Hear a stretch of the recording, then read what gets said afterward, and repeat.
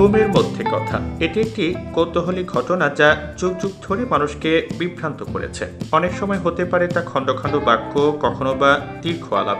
এর অর্থ আসলে কি? কেনই বা আমরা ঘুমের মধ্যে কথা বলি? বিশেষজ্ঞরা বলছেন স্লিপ টকিং হলো ঘুমের সময় কথা বলার কাজ, যাকে এক ধরনের প্যারাসোমনিয়া হিসেবে শ্রেণীবদ্ধ করা হয়। এটি এমন একটি আচরণ যা ঘুমের সময় ঘটে। স্লিপ টকিং কি? ঘুমের ভেতরে কথা বলা এত সাধারণ ও পরিচিত একটি ঘটনা যে একে অনেক সময় সমস্যা হিসেবেই বিবেচনা করা হয় না। এই সমস্যায় আক্রান্তরা সাধারণ শব্দ থেকে জটিল বাক্য পর্যন্ত যে কোনো কিছু উচ্চারণ করতে পারে, কখনো কখনো নিজের সঙ্গে বা অদেখা সত্তার সাথে কথোপকথনে জড়িত হতে পারে।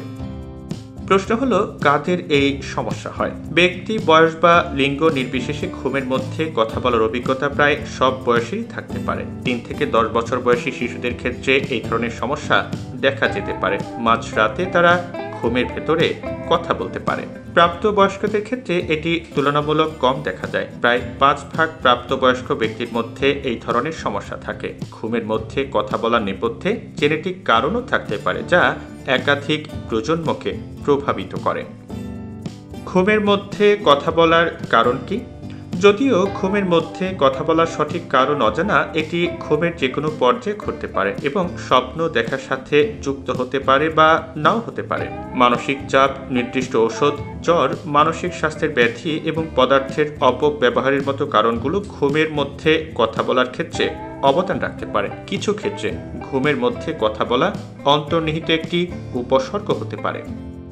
প্রশ্ন হলো, এই সমস্যা নিয়ন্ত্রণের উপায় কি?